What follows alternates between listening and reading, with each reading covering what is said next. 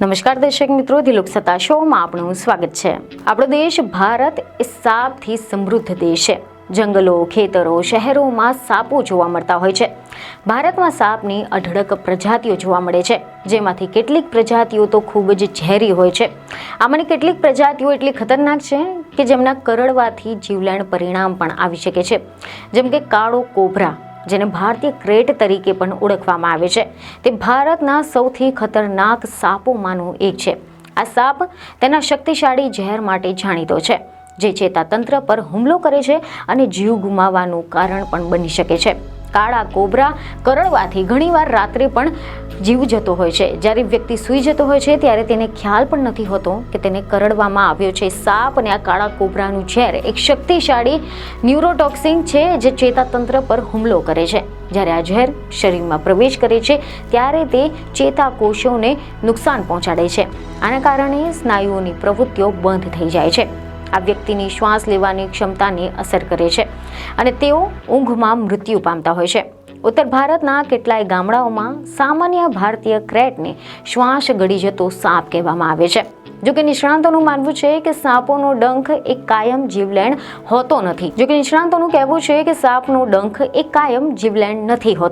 શક્ય તેટલી વહેલી આ સારવાર કરવામાં આવે તો પીડિતનો જીવ પણ બચાવી શકાય છે। પરંતુ હવે સવાલ એ છે કે આ ઝેરીલા સાપ ડંખ મારવાના કારણે આટલા બધા લોકો ઊંઘમાં જ કેમ મૃત્યુ પામે છે?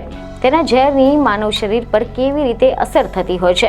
તો સૌપ્રથમ તમને જણાવી દઈએ કે એવા અહેવાલો સામે આવે છે કે તમિલનાડુના પુડુકોટ્ટાઈ જિલ્લાના ઇલપુર પાસેથી કુલવાઈપટ્ટી ગામમાં રહેનારા દંપતી પલાની અને પાપાથી તેમની 6 વર્ષની દીકરી 15મી ઓક્ટોબરની રાત્રે અચાનક જ બીમાર પડી જતા તેમને આઘાત લાગ્યો હતો, કારણ કે બાળકીને પેટમાં ખૂબ જ પીડા થતી હતી, જેથી કરીને માતા પિતા તેને હોસ્પિટલ લઈ ગયા હતા। 2 અલગ અલગ ખાનગી હોસ્પિટલમાં સારવાર કરાવવા છતાં પણ બાળકીની હાલતમાં કોઈ પણ સુધારો નહોતો થયો અને 2 દિવસ બાદ આ બાળકીને પુડુકોટ્ટાઈની સરકારી મેડિકલ કોલેજ હોસ્પિટલમાં શિફ્ટ કરવામાં આવી હતી, જ્યાં તબીબી પરીક્ષણમાં તેના લક્ષણ ઝેરી સાપના દંશ જેવા હોય તેવું સામે આવ્યું હતું, જેના બાદમાં બાળકીની સારવાર સર્પદંશ વિરોધી દવાઓથી શરૂ કરવામાં આવી હતી। આ બાળકીના કિસ્સામાં કોઈને પણ ખબર ન હતી પડી કે તેને સાપે ક્યારેય ડંખ માર્યો હતો, પરંતુ સાપે તેને ડંખ માર્યો હશે ત્યારે બાળકીના શરીરમાં સંભવત બહુ જ ઓછા પ્રમાણમાં ઝેર ગયું હશે। આવું બધું થવાની સાથે જ બાળકીની સાથે આવું થયું હતું ત્યારે સાપે ડંખ માર્યાથી 2 થી 3 દિવસથી વધુ દિવસ થઈ ગયા ત્યાર સુધીમાં છોકરી ઝઝૂમી રહી હતી અને 1 સપ્તાહની સારવાર પછી તે એકદમ સ્વસ્થ થઈ ગઈ હતી। એટલે કે જો સાપનું ઝેર થોડા જ પ્રમાણમાં શરીરમાં પ્રવેશ કરે છે તો પછી આ બાળકીની જેમ જ સાજા થવાની સંભાવના હોય છે, અન્યથા ઝેરથી ફેફસામાં સોજો પણ આવી શકે છે। આના લીધે શ્વાસ લેવાનું મુશ્કેલ બની જાય છે, જેનાથી મોત પણ થઈ શકે છે। જોકે આ અંગે સરીસૃપના વૈજ્ઞાનિકોનું માનવું છે કે કોબરા પ્રકારના સાપ રાત્રે બહુ સક્રિય હોય છે। કોબરા ઘરોમાં તેની આસપાસ જોવા મળતા હોય છે। રાત્રે લોકો ઊંઘતા હોય ત્યારે એ ઘરમાં પ્રવેશતા હોય છે, જેથી કરીને તેઓ લોકોના ધ્યાનમાં જ નથી આવતા। એટલું જ નહીં, રેટલ સ્નેક જેવા ડંખ મારતી વખતે કોઈ અવાજ જ નથી કરતા, જેથી તેની હાજરી પણ ખબર નથી પડતી। આ પ્રકારના સાપ એ લાકડાના ઢગલા, બાકોરાઓમાંથી છુપાયેલા હોય છે। ચોમાસા અને શિયાળામાં તેઓ ઘરમાં ઘૂસી જતા હોય છે। કાળા કોબરાનું ઝેર એક શક્તિશાળી ન્યુરોટોક્સિસ છે, જે ચેતાતંત્ર પર હુમલો કરે છે અને જ્યારે આ ઝેર શરીરમાં પ્રવેશ કરે છે ત્યારે તે ચેતાકોષોને નુકસાન પહોંચાડતું હોય છે। આના કારણે સ્નાયુઓની પ્રવૃત્તિ બંધ થઈ જાય છે। આ વ્યક્તિની શ્વાસ લેવાની ક્ષમતાને પણ અસર કરે છે અને તેઓ ઊંઘમાં જ જીવ ગુમાવતા હોય છે। કાળા કોબરા કરડવાના ઘણીવાર રાત્રે આવા કિસ્સા વધુ બનતા હોય છે જ્યારે વ્યક્તિ સૂઈ જતી હોય છે। ઝેર ધીમે ધીમે કાર્ય કરે છે અને વ્યક્તિને ખ્યાલ પણ ન આવે કે તેને સાપે કરડી લીધો છે। જ્યારે વ્યક્તિ ભાનમાં આવે છે ત્યારે ઝેર આખા શરીરમાં ફેલાઈ ગયું હોય છે। આના કારણે તેનો જીવ બચાવવામાં મુશ્કેલ થઈ જતો હોય છે। કાળા કોબરાના ડંખના લક્ષણોમાં પેટમાં તીવ્ર દુખાવો, ઉલટી, આંખો ખોલવામાં અસમર્થતા, દુર્ગંધયુક્ત લાળ અને સુસ્તી જેવા લક્ષણો સામેલ હોય છે।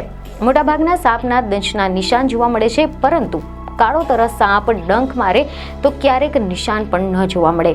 સાપે ડંખ માર્યો હોય એ જગ્યાએ સામાન્ય રીતે ઘા જેવું નિશાન બની જતું હોય છે. દરેક પ્રકારના સાપના ડંખના ઘા અલગ અલગ હોય છે, જેમાં તીવ્ર પીડા, સોજો, ઘા લાલ કે પછી કાળો થઈ જવો અને ફોડલાઓનો સમાવેશ થાય છે. જો કે આ કાળોતરા સાપના કિસ્સામાં શરીર પર તેના ડંખનું કોઈ પણ નિશાન જોવા નથી મળતું, જેથી કરીને સર્પદંશની શંકા કે પુષ્ટિની શક્યતા બહુ જ ઓછી હોય છે. કોબ્રાનો ડંખ સરેરાશ 8 થી 10 મિલીમીટર લાંબો હોય છે. કેટલાક પ્રકારના કાળોતરાના ડંખના કિસ્સામાં તેને જે જગ્યાએ ડંખ માર્યો હોય ત્યાં ફોડલો થઈ જાય છે.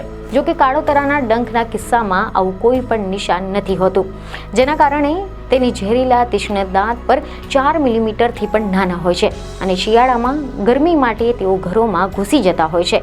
આ સાપ ક્યારે તો માણસની પાસે પણ આવીને બેસી જાય છે. માણસને તેની ભૂલથી સ્પર્શ કરે તો તે તેને ડંખ મારતા હોય છે. કાળોતરાનું ઝેર સમગ્ર ચેતાતંત્રને અસર કરતું હોવાથી આ ડંખનો ભોગ બનેલી વ્યક્તિને પેટમાં જોરદાર પીડા થાય છે, ઉલટી થાય છે, તેઓ આંખ પણ ઉઘાડી શકતી નથી, લાળમાંથી દુર્ગંધ આવે છે અને બેસુધી જેવા લક્ષણો પણ જોવા મળતા હોય છે. આવા સાપનું ઝેર એ સમગ્ર ચેતાતંત્રને અસર કરે છે. તેનાથી ફેફસામાં પણ સોજો આવી જાય છે અને ડંખનો ભોગ બનેલી વ્યક્તિ આંખો પણ ઉઘાડી શકતી નથી. તે વ્યક્તિ શ્વાસ લઈ શકતી નથી અને ત્યારબાદ તે મૃત્યુ પામે છે, કારણ કે ફેફસા આખા શરીરને ઓક્સિજન પૂરા પાડી નથી શકતા. ઇન્ડિયન ક્રેટે રાત્રે ઊંઘતી વખતે વ્યક્તિને ડંખ માર્યો હોય તો તેની ખબર સવાર સુધી કોઈને જ નથી થતી, જેથી કરીને ડંખનો ભોગ બનેલી વ્યક્તિના મોતની શક્યતા વધી જતી હોય છે. તેને ઊંઘમાં મોતનું કારણ બનતો સાપ આ કારણોસર શ્વાસ ગળી જતો સાપ કહેવામાં આવે છે. જેથી તો તમને લાગે કે તમને સાપ કરડ્યો છે અથવા તો કોઈ બીજાને કરડ્યો છે તો તાત્કાલિક તબીબી સહાય મેળવી જરૂરી છે. અમે જણાવી દઈએ કે સાપના ડંખની સારવાર એન્ટીવેનોમથી કરવામાં આવે છે, જે ઝેરને નિષ્ક્રિય બનાવે છે. મહત્વનું છે કે કાળા કોબરાના ડંખ એક અત્યંત ગંભીર અને ગૂંચવણ છે, જે ઊંઘમાં જ મૃત્યુનું કારણ બની શકે છે. જો તમને સાપના ડંખની શંકા હોય તો પછી તાત્કાલિક તબીબી સહાય મેળવી જરૂરી છે. બીજને ખબર સાથે ફરી મળીશું. ધન્યવાદ.